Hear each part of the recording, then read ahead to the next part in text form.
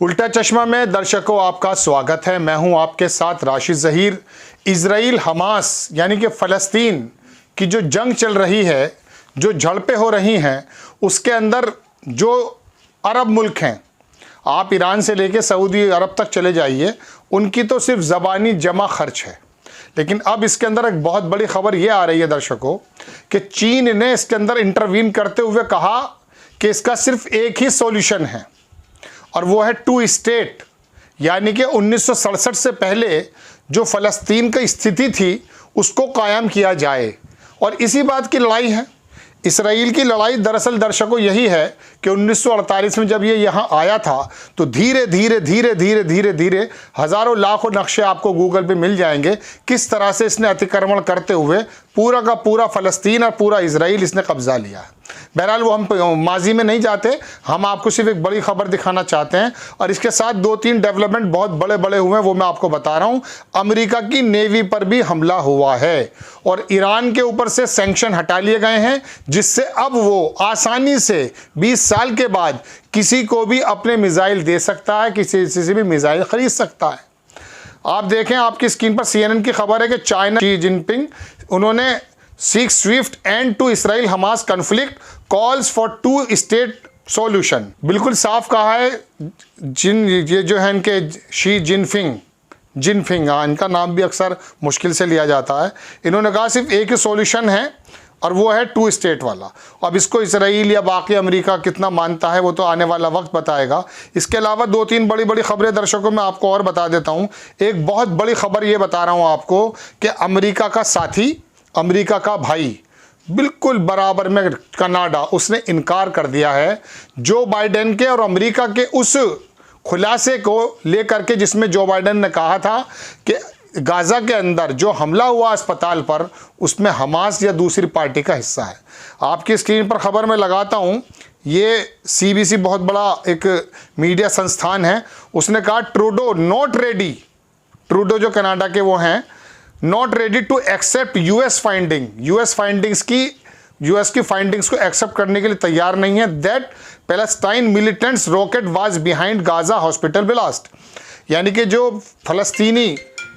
फ़लस्तीनी लोग हैं, मिलिटेंट्स, उनको जो बता रहे हैं हमास, वो गाजा हॉस्पिटल के पीछे, इस बात को लेके उसने इनकार किया। बहुत बड़ी खबर कि अमेरिका का इत्तेहादी खुलेआम कहता कि अमेरिका की फाइंडिंग्स गलत हैं।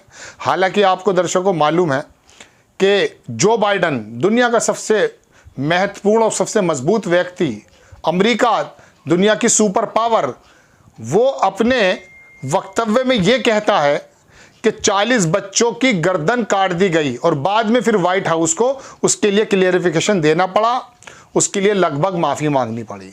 यानी कि आप अपनी खबरों पर ही नहीं रह पाते हैं। ये तो अभी की रिसेंट बात है ना, तो पता चल गया कि इनकी किस तरह की वो होती है।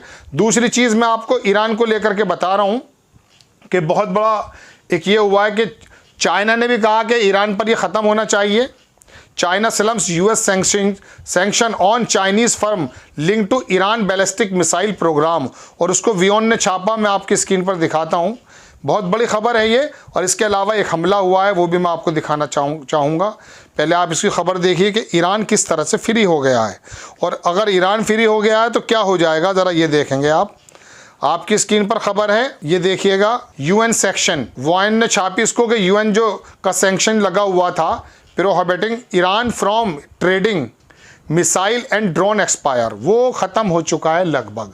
अब ईरान अपने यहाँ के बने हुए मिसाइल या ख़रीद कर हिजबुल्ला को, सीरिया को, हमास को ईजिली दे सकता है। ये समीकरण बदलते जा रहे हैं और बहुत बड़ी बड़ी खबरें हैं। अब मैं आखिरी खबर पर आपके सामने आ जाता हूँ। सबसे बड़ी खबर, आपको याद होगा मैंने किसी एपिसोड में कहा था कि सऊदी मुल्क तो शायद ज़्यादा कुछ ना कर पाएँ, लेकिन ईरान, सीरिया, लेबनान में हिजबुल्ला और यमन की तरफ से जो उनका हौसी बागी कहते हैं, इनका एक बाकायदा ग्रुप है। कल इन्होंने एक परेड भी दिखाई थी और अपने मिसाइल का भी शो ऑफ किया था। इसके बारे में खबर ये आ रही, CNN ने इसको छापा है कि US नेवी वारशिप बहुत बड़ा एक बेड़ा मानकर चलिए, उस पर हमला हुआ नियर यमन, इंटरसेप्ट दागे गए multiple missiles, US official says. इनका कहना यह है कि कुछ को तो हमने ख़त्म कर दिया है, लेकिन कुछ जो है वो लग गए हैं। वारशिप पर यमनियों का हमला इस बात का माना जा रहा है कि पूरी की पूरी मशरिक़ वस्ता में इन लोगों का सर्वाइव करना मुश्किल हो जाएगा भविष्य में, यदि ये समीकरण बनता है जो मैंने आपको बताया।